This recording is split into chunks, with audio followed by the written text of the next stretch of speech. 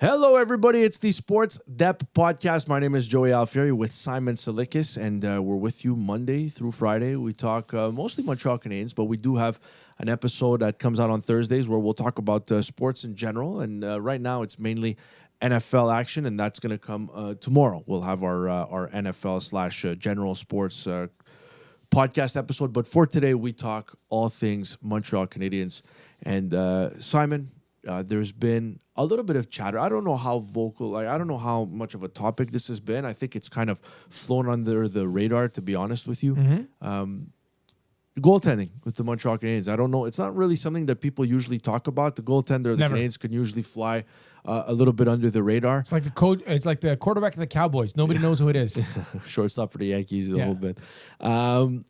But you know, I know we talked a lot about Fowler yesterday. We talked about the Dobesh performance. And give Dobesh credit because he bounced back in a big way against the Oilers. You know, big save on Hyman on the penalty kill early on. There was a couple instances there where, was it Ekholm, I think, that came right down the middle at one point right after the Canadiens scored. It's just a team that buzzes. Yeah. You know, like you can't drop your guard. They'll fire a puck from anywhere, you know. But we talked a little bit about, you know, what the plan is going to be or should be. That was yesterday. But to me, I think I don't see them making a trade for a goalie this year. And I know, you know, you listen to mainstream media a little bit right now, and like there's an appetite to like move on from Sam Montembeault. Like the guy's just lost it and he's never going to get it back. I'm not in that camp. I this season, don't get me wrong, he's been bad. He's been bad. But I really feel like you don't just, for the most part, you don't just lose it like that. You know what I mean? Like you don't just lose it like that. Now, I know we're approaching the midway point of the season and he's going to have to find his game soon. But to me, I think Cam Fowler, Jacob Fowler, I think is the answer long term. I'm confident. But I don't think that the answer this year is rolling with two goalies going into March and April when you're definitely going to have to play some big games. So to me, I think there's a little bit. He hasn't started since December the 2nd. He got to play in a bit of that Tampa Bay game, but I think you gotta find answers for Sam Montembeault and with Sam Montembeault, because I think that that's the way that the Canadiens make the playoffs comfortably, and I think that that's the way that the Canadiens could win a round, is if Sam Montembeault is locked into the guy who played extremely well the last couple of years. And I find it disappointing that there's a lot of people that have dismissed the last couple of years. It's a big sample size. It is a big sample size, but again, you know, I don't know. Maybe we see it more with pitchers that just they lose it. They're not as efficient anymore.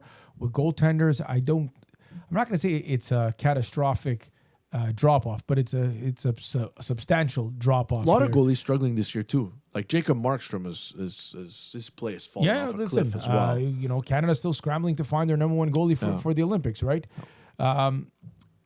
I think I think it's him and Dobesh are going to get opportunities to run with it. I think they're going to be easy on Fowler. I think they brought him up. They wanted to get their points. They wanted to see what the young man can do.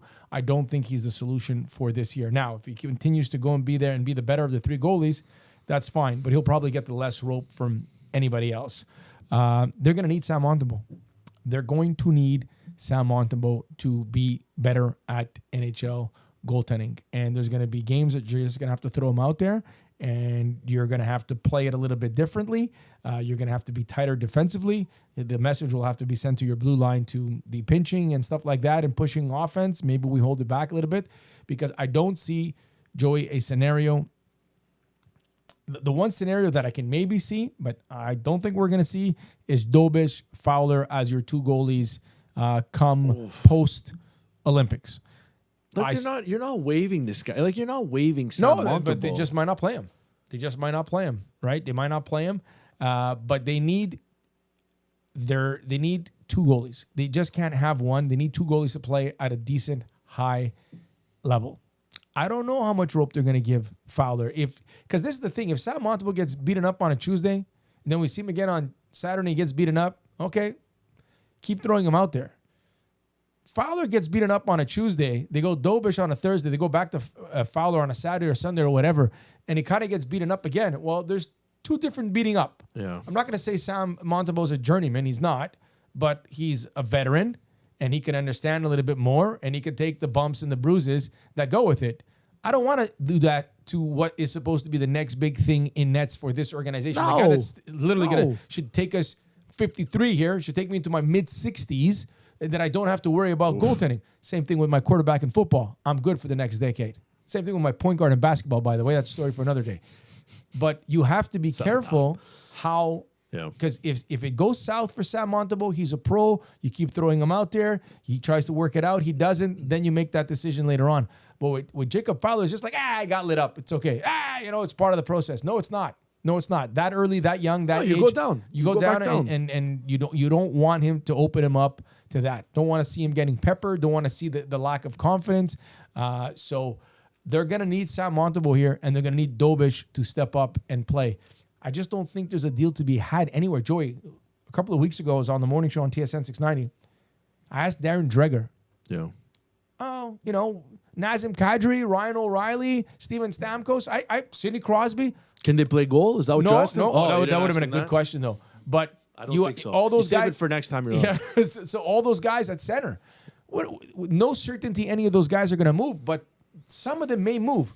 So I asked him, I said, what's the goalie market? His answer was, there is none. And we just saw one. We saw Jerry and Skinner involved, in that deal. But it's just you're swapping. You're swapping your question marks. That is two general managers saying, hey, take my guy, you take him. And hopefully the classic change of scenery will be enough to get these guys going. But it was just player for player. It wasn't a goalie for a prospect, a goalie for a first round pick, a goalie for a second round. He told me that it's non-existent was the word that he used. So there is no help coming from anybody else. And at some point, Sam Montembeault or Jakub Dobiš are going to have to figure this out because it will be those two guys going forward. But I think with Dobiš, I just think again, he's Calder eligible. He's a rookie. He's essentially a rookie. I know he came in and played really well last year. When he first got called up, as well. Florida and Tampa Bay, those games, I'll never forget them, how well he played in those games, and he beat some really good teams. But to me, it's like I feel like I know, what Jakub Dobiš is at this point. I think, is there maybe a little bit more upside there? Like, do I think he's a clear-cut 1A? Nah, I don't think he'll be that. But do I think that he can be, in a platoon situation where he can maybe play 40, 45 games and play them effectively at some point down the road? Yeah, I think so. But I kind of I've and it's not necessarily right, and it doesn't mean I'm right, but I've kind of pigeonholed him into like a 1B clear number 2 role. Like I think that's what he is. I think he can come out and play some good hockey, but the thing with Sam Montembeault is you're talking about a 29-year-old goalie who's been really good. I mean, basically, he was one of the 3 goalies for Canada at the Four Nations. I think he was one of the 3 reasons why you were a playoff team last year. 100%. But also, he was one of the 3 best goalies in the country. And you can say whatever you want about the status of goaltending in this country. It's clearly not what it was once upon a time. But he's one of the 3 best goalies in the country. And I know he was 3 and he didn't play, but still, that's saying something. What was that? February, Simon? I mean... this year. Of 2025. Yeah. Like, that's what I'm saying. 7, 8, 10 months ago. I know there was an injury in the playoffs. Is there an injury still now? Is that why we haven't necessarily seen him start a game in a long time? They threw him in there. I don't know. I don't know. Is that why they're, is there something bothering him? Is it literally just between the ears? Is it physical too? I don't know. But what I do know is that if the Canadians are going to have success, maybe Fowler can pull it out there. Maybe he can pull it off. Carey Price, that rookie year, beat Boston in Game 7. I think Canes were even up 3-1 in that series. Boston came back. Was that the Andrew Ference series? That wasn't that one? That was a Mark That was Streit later on. Mark Streit, yes. Scoring in Game 7. I think Canes won 3-0 in Game 7. Correct. That game. Yes. That series. But then Carey Price, that was great. It was a great performance, but I think they got bounced in 5 by the Philadelphia Flyers eventually. I don't know if it was the next round or if it was the round. I think it was the next round. Mm-hmm. It was so, that was they traded Cristobal Huet at the deadline to Washington, and they rolled with Carey Price. And then I think you even heard Brendan Gallagher talk about it last week. Like, even Carey Price, somebody as great as Carey Price, early on in Montreal, it wasn't easy. So it's not going to be any easier for Fowler. It's not going to be any easier for Dobiš. So to me, the key to this whole thing is going to be your veteran goalie figuring it out. Coming up and finding a way to fight through adversity. It's just that we're getting deep into the season, and you're not far from first place, but you're not far from being out of the playoffs either. So that's going to be the key. It's going to be whether or not he can fight. There's no deal. You don't give me Jordan Binnington. Don't give me any of that stuff. It's not happening. I don't even know. I wouldn't even do that. But just this guy's going to have to find a way to get it done. I still think there's talent there. I don't think this is a case where, we're going to throw him on waivers, and if he gets picked, he gets picked. It's a restaurant. No. I think you got to work with the guy, and hopefully he can pull himself out of it. Hopefully there's a holiday break coming up. Get another reset and see if you can come back. But I know we had an episode on this a couple weeks ago, level of concern, and I know you were higher than mine. I'm not going to lie to you. My level of concern is higher because we've moved on a few weeks and there's no progress being made. I really thought the Vegas game was the one that I said, this is the guy. He's back. Yes. It's all good. Canadians' goaltending is going to get back on the rails. It's going to be what it was the last couple of years. Unfortunately, it hasn't played out that way. But he's going to have to find a way. Him, Eric Raymond, Marty, bring whoever you want. But somebody's going to have to find a way to get the most out of that guy. And the difference between him and Fowler right now is that he's done it. He's done it a lot for an extended period of time. So I've got to give him a certain benefit of the doubt that he's going to find his game. I don't think, I really don't think that it's going to be a case of the guy losing it completely. I don't see that happening with this guy right now. No, he's got to get back into it. And look, it's a bit of a collective. The blue line in front of him has got to be better, and all those things. But they need to identify one guy. One guy's got to grab this thing and go. I don't think it's going to be Fowler. It's not about a skill set or skill level. It doesn't happen in hockey that it happens in baseball. Simon, this is such a young team. That's the thing. It's that's the thing is that they're young and they're not going to be able to play as tight as they did in that first period against Pittsburgh. Because you saw it. They had the Pittsburgh game where they played well, and then they had the Ranger game. And the Ranger game... Thought they played good against the Oilers. And then they played great against the Oilers, but that's what you're going to get with a young team. It's a mixed bag. And I don't know that that's going to be an ideal spot for a rookie goalie. That's talented as he is. And hockey has told us it isn't. I was going to use the example, I forget the kid's name there, the Blue Jays pitcher that came up there with from the AA ball, and he was pitching in the World Series. Oh, you're Savage? Yeah. It happens. Dwight Gooden came out of nowhere. Fernando Valle. There's a long list of young pitchers that come out of nowhere and just deal. It happens. Maybe even quarterbacks now better than ever in the NFL. Young quarterbacks, you plug in, you play, and you get success. Hockey's been played for 2,000 years. There is not 2,000. I'm telling you. Back then, I'm sure there was somebody running around on a frozen lake with a stick, and the other guy had a ball, and they were going at it. I'm quite certain, and somebody probably had a line on that game as well.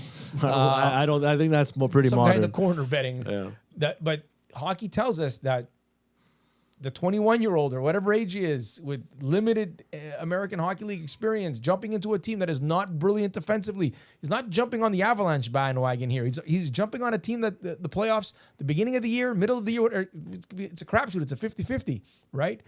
Hockey tells us that that's not the guy that's going to take you there. So for me, I want to be very protective of Fowler. So again, I put the onus on the other two guys. We'll have to figure this out. Yeah, and again, with Dobesh, I know he can go down to the minors. He can go down to Laval. I don't think that that's the play unless, his game totally falls off too. That's tough on him too, though. Yeah. I'm going to Laval.